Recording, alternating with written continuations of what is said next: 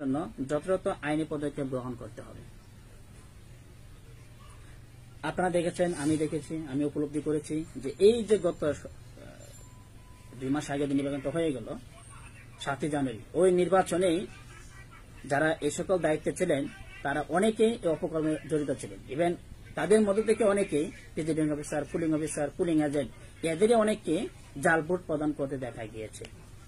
শুধু তাই নয় বন্ধুগণ, সেখানে সীমাবদ্ধ নয়, এই জাল ভোট প্রদানের মধ্যেই তারা ভোট গণনার ক্ষেত্রে কারচুপি করেছে। ইভেন শেষ পর্যন্ত যদি কোনো ভোটার 10,000 ভোট পেয়েছে আনুমানিক, তাহলে তাকে মনে হয়েছে 50,000, 1 লক্ষ বা তার বেশি ভোটে বিজয়ী ঘোষণা করা হয়েছে।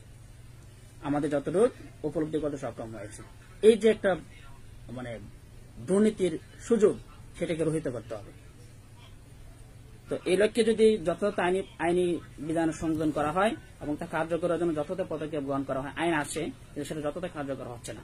তো এই জন্য এই আইনটি আরো আপডেট, যথাযথ আইনি পদক্ষেপ এবং তা কার্যকরের জন্য যথাযথ পদক্ষেপ গ্রহণ করলে সেটা এড়ানো সম্ভব। এবং দেশের জনগণের প্রত্যাশা অনুযায়ী যে ব্যক্তিকে তারা বিজয়ী করবে, ভোট দিবে, অপেক্ষাকৃত যে স্তরের নির্বাচনে, প্রতিটি স্তরের নির্বাচনে অপেক্ষাকৃত বেশি ভোট যে ব্যক্তি পাবে, সেই ব্যক্তি উদ্দিষ্ট পদে বিজয়ী ঘোষিত হবে। আর দেশের জনগণ তাদের নাগরিক যে মর্যাদা, সেটা ভোগ করতে সক্ষম হবে। আপনারা